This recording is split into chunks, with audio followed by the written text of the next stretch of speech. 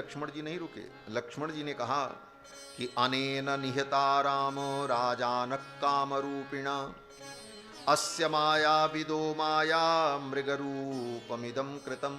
इस मारीच ने अपनी माया के द्वारा बहुत से लोगों को मारा है और ये बड़ा मायावी है। मृगो हेवं विधो रत्न विचित्रो नास्ति राघव। हे रघुनंदन, ऐसे रत्नमय मृग सृष्टि में नहीं होते। आपने तो सृष्टि बनाई है। मानो लक्ष्मण जी भगवान को समझा रहे हैं, आप तो सृष्टि करता हैं, क्या आपने अपनी सृष्टि में ऐसा कोई मृग बनाया है? नहीं बनाया। तो जगत्याम जगती नाथ, लक्ष्मण जी कहते हैं हे जगत के नाथ, हे जगदीश, जगत्याम जगती नाथ मायैषा ही न संशय। ये असुर की माया है, संसार में ऐसा मृग नहीं होता है। आज तक किसी ने ऐसा मृग सोचा होगा जिसके बाल सोने के हों, पेट के पास के बाल चांदी के हों और उसकी सींग जो है मरकत मणि की हो, उसके खुर जो हों वो पन्ना के हों, उसकी पूंछ जो हो वो स्वर्ण के धनुष के समान हो, उस पे जो बिंदु हो रजत बिंदु वो हीरे के हों। ऐसा जड़ाऊ मृग कहीं दुनिया में होता है? अगर होगा भी तो वो शोरूम में रखा होगा, वो चलेगा फिरेगा नहीं महाराज, वो घूम नहीं सकता। लक्ष्मण जी ने कहा मृगो हेवं विधम रत्न विचित्रो नास्ति राघव। हे रघुनंदन, ऐसा मृग सृष्टि में नहीं हो सकता और ये मारीच है। सीता जी ने कहा ये मृग बहुत सुंदर है, इस मृग को आप जीवित पकड़ करके ले आओ, इसको मैं आश्रम में पालूंगी और जब हमारा वनवास का काल पूर्ण हो जाएगा तो इसे अयोध्या ले चलूंगी और ये मृग अयोध्या में लोगों के आश्चर्य का विषय बनेगा। मृग रूपमिदं दिव्यम विस्मयम जनयिष्यति।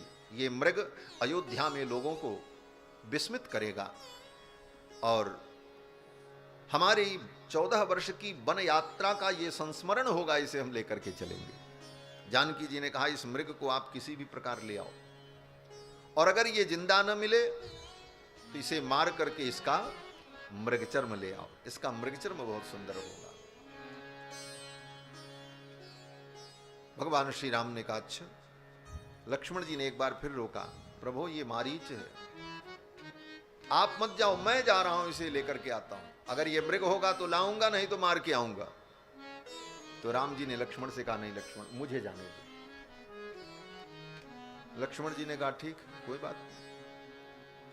राम जी ने धीरे से कहा लक्ष्मण, पहली बार तो सीता ने मुझसे कुछ कहा है, अगर मैं सीता की बात नहीं मानूंगा तो सीता जी को अच्छा नहीं लगेगा। तो लक्ष्मण जी तो जीवाचार्य हैं, आचार्य हैं। आचार्य की बात अगर जीव न माने तो जीव को भी संकट में पड़ना पड़ता है और आचार्य की बात अगर ब्रह्म परमात्मा न माने तो उनको भी संकट में पड़ना पड़ता है। लक्ष्मण जी ने भगवान को बताया लेकिन भगवान नहीं माने। भगवान ने कहा सीता ने पहली बार कुछ कहा है इसलिए जाने दो, मैं जा रहा हूं। अगर ये मृग होगा तो मार के ले आऊंगा और अगर मृग नहीं होगा, मारीच होगा तो फिर मार के आऊंगा, इस बार इसको नहीं छोड़ूंगा। तो लक्ष्मण जी ने कहा ठीक है कोई बात नहीं, मेरी बात न मानो, दुल्हन की बात मानो। हाँ, मेरी सलाह आपको अच्छी नहीं लगती, पत्नी की बात अच्छी लगती है तो ठीक है आप जाओ। और राम जी गए। परिणाम आपको मालूम है, भगवान श्री राम गए और वहां जाने पर उनको मृग भी नहीं मिला और लौट करके आने पर मृग नैनी सीता भी प्राप्त नहीं हुई। दोनों से हाथ धोना पड़ा क्योंकि आचार्य की बात नहीं मानी, लक्ष्मण जी का सही संदेश, उनकी सही सलाह नहीं मानी। और सीता जी के साथ क्या हुआ? बोले सीता जी को भी लक्ष्मण जी ने सलाह दी कि कुटिया से बाहर मत जाना, रामानुज लघुरेख खिंचाइए। लक्ष्मण जी ने एक रेखा खींच दी, बोले इस रेखा से बाहर मत जाना।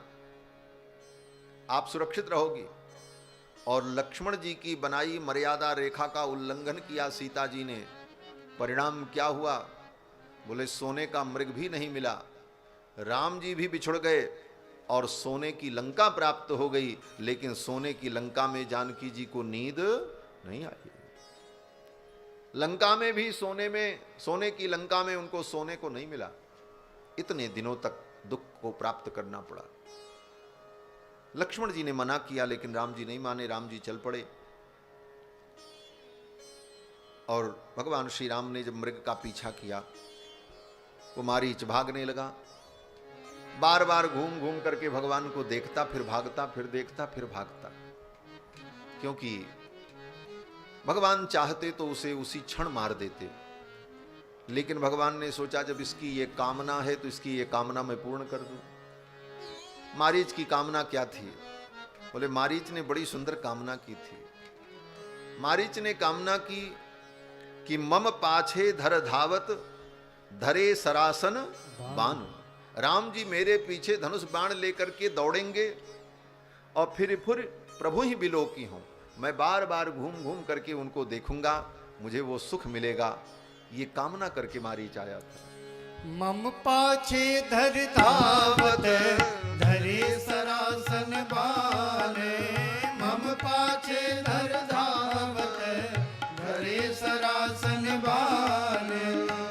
फिर प्रभु ही बिलोकी हूँ, धन्य नमो समान। फिर प्रभु ही बिलोकी हूँ, धन्य नमो समान। हाँ धन्य नमो समान, धन्य नमो समान। मारीच यही कामना लेकर के आया था कि मम पाछे धर धावत धरे सरासन बाण। राम जी धनुष बाण लेकर के मेरे पीछे दौड़ेंगे और फिर प्रभु ही बिलोकी हूं। मैं बार बार घूम घूम करके उनको देखूंगा। धन्य न मौसम आन, मेरे समान कोई धन्य नहीं होगा। तो भगवान ने कहा ठीक है, अगर तुम्हारी यही कामना है तो तुम्हारी ये कामना मैं पूर्ण करता हूं। भगवान पीछे पीछे भागते रहे और वो घूम घूम के देखता है। नहीं तो राम जी मारना चाहें तो उसको भागने का मौका मिलेगा, एक बाण छोड़ दें वो तो वहीं धड़ाम हो जाए। लेकिन भगवान उसकी भावना को पूर्ण करने के लिए ऐसी लीला करते रहे। अंत में आगे जाकर के भगवान ने मारीच को जब मारा, बाण लगते ही वो अपने राक्षस रूप में आ गया।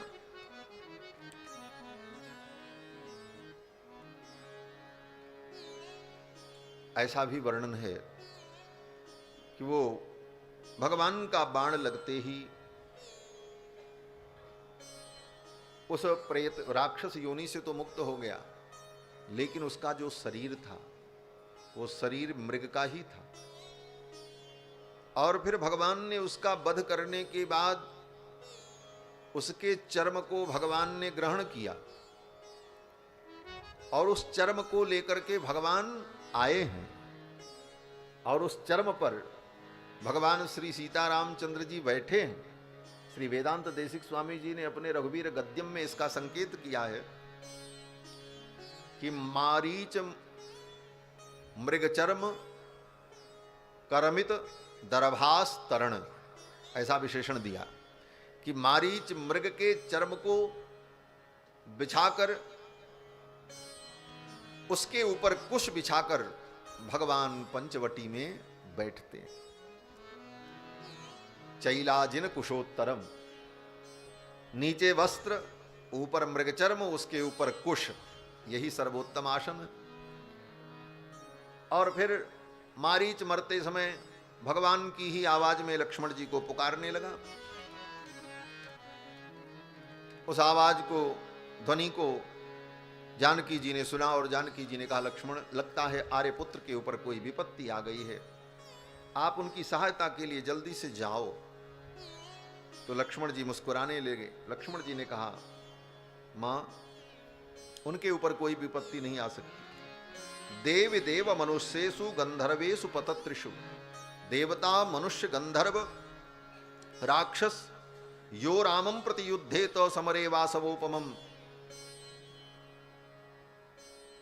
राम को युद्ध में कोई जीत नहीं सकता। इसलिए हे देवी, आप निश्चिंत रहो, ये मायामय राक्षसों की वाणी है। राक्षसा विविधा वाचो व्याहरंती महावने। वन में राक्षस विविध प्रकार की वाणी बोलते रहते हैं। ये मारीच की वाणी है, आप चिंता मत करो, रघुनाथ जी आ रहे होंगे।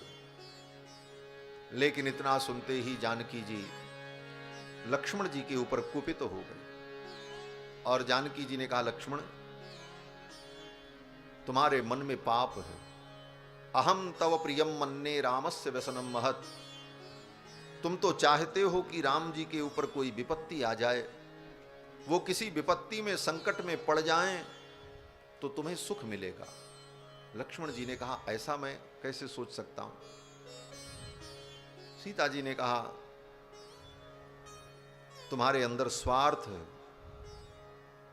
तुम इसीलिए यहां तक आए हो अयोध्या से चलकर, और तुम और भरत दोनों ने मिलकर के योजना बनाई है। भरत अयोध्या का राज्य चाहता है और तुम चाहते हो कि मेरे आर्यपुत्र के ऊपर कोई विपत्ति आ जाए तो तुम मुझे हस्तगत कर लो, तुम मुझे ग्रहण कर लो। इतना बड़ा आरोप श्री जानकी जी ने लक्ष्मण जी पर लगाया। तन्न सिद्ध्यति सौमित्रे तवापि भरतस्य च। हे सुमित्रानंदन, तुम्हारी और भरत की ये कामना सिद्ध नहीं होगी। मैं मर जाऊंगी लेकिन किसी अन्य पुरुष का वर्णन नहीं कर सकती। पिबामि वा विषम तीक्ष्णम प्रवेक्ष्यामि हुतासनम। मैं विष पी लूंगी, अग्नि में प्रवेश कर जाऊंगी, लेकिन न त्वहम राघवादन्यम कदापि पुरुषम स्पृशे। रघुनंदन के अतिरिक्त किसी पुरुष का मैं वर्ण नहीं कर सकती, स्पर्श भी नहीं कर सकती। ऐसा वचन जब जानकी जी ने लक्ष्मण जी को कहा, लक्ष्मण जी का हृदय विदीर्ण होने लगा। ऐसे अनन्य सेवक के ऊपर ऐसे प्रश्न। लक्ष्मण जी महाराज फिर भी कुछ बोले नहीं। लक्ष्मण जी ने कहा, कोई बात नहीं। वाक्यम अप्रतिरूपम तु न चित्रम स्त्रीषु मैथिली। हे मैथिली, आपने जो ये बात कही है ये कोई विचित्र बात नहीं है। स्त्री कुछ भी कह सकती है। लक्ष्मण जी ने केवल इतना ही कहा। स्त्री स्वभावस्तेष नारीणाम एष लोकेषु दृश्यते। ये नारी का स्वभाव होता है, वो रोष में आकर के किसी के ऊपर कोई भी आरोप मढ़ सकती है। ये नारी का एक स्वाभाविक गुण है, अथवा जो भी कह लो। लक्ष्मण जी कहते हैं, हे मां, आपने जो कहा कोई बात नहीं, ये तो कोई नई बात नहीं है। न चित्रम स्त्रीषु मैथिली, लेकिन मैं जा रहा हूं। और लक्ष्मण जी महाराज चल पड़े। और लक्ष्मण जी जब पहुंचे तब तक रावण इधर आ गया और रावण ने परिव्राजक का रूप धारण किया।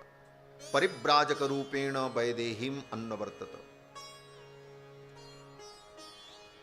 त्रिदंडी सन्यासी का रूप धारण करके आया और भिक्षा मांगने के लिए द्वार पर पहुंचा। जानकी जी ने देखा, जानकी जी ने स्वागत किया, आतिथ्य किया। और फिर रावण ने पूछा कि आप इस जंगल में अकेले कैसे निवास करती हो। तो श्री जानकी जी ने रावण को संपूर्ण वृत्तांत सुनाया। जानकी जी ने कहा, उषित्वा द्वादश समा इक्ष्वाकूणाम निवेशने। जब मैं 6 वर्ष की थी तब मेरा विवाह हुआ दशरथ नंदन श्री रघुनंदन के साथ। फिर 12 वर्ष में अपने ससुराल में रही। जब मेरी अवस्था 18 वर्ष की हुई और मेरे पति की आयु 24 वर्ष पूर्ण हुई तो मां कैकेयी के वचन को पूर्ण करने के लिए हम लोग वन में आए। साथ में मेरे देवर लक्ष्मण भी आए हैं और वो दोनों जंगल में गए हैं। आप प्रतीक्षा करो, वो आएंगे। आगमिष्यति में भर्ता वन्यमादाय पुष्कलम। वन से कंदमूल फल और अनेक वस्तुएं लेकर के मेरे पति और मेरे देवर आते ही होंगे। मैं आपको सुंदर भोजन कराऊंगी, आपका आतिथ्य करूंगी, आप प्रतीक्षा करो। तब तक रावण तो अपने उद्देश्य से आया था। रावण ने कहा, मैं राक्षसों का अधिपति रावण हूं और तुम मेरी पत्नी बन जाओ। 5000 दासियां तुम्हारी सेवा करेंगी। पंचदास्य सहस्राणि सर्वाभरण भूषिताः सीते परिचरिष्यन्ति भार्या भविष्य में। यदि तुम मेरी भार्या बनोगी तो 5000 दासियां तुम्हारी सेवा करेंगी।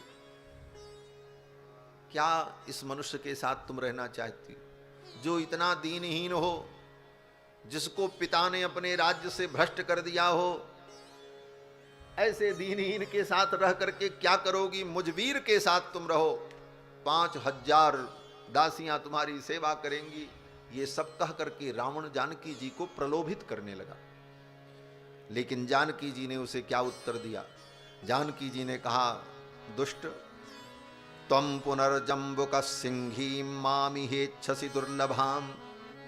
अरे लंकेश, जम्बुक होकर, जम्बुक माने सियार, सियार होकर के सिंघिनी को तू पत्नी बनाना चाहता है? कभी कोई शेरनी किसी सियार की पत्नी होती? सिंघिनी तो सिंह की पत्नी होती। लक्ष्मी जी ने कहा श्री जानकी जी ने कि कालकूटम विषम पीत्वा स्वस्तिमान गंतुमिच्छसि। कालकूट विष पी करके तुम जीवित रहने की कल्पना करते हो? मानो सीता जी रावण को उपदेश करती, लंकेश तुम ब्राह्मण हो, ऋषिपुत्र हो, धर्म को समझो। परस्त्री दूसरे के लिए विष के समान होती, परस्त्री पर दृष्टिपात करना विष पीने के समान है, और इस विष को पी करके तुम जीवित नहीं रहोगे।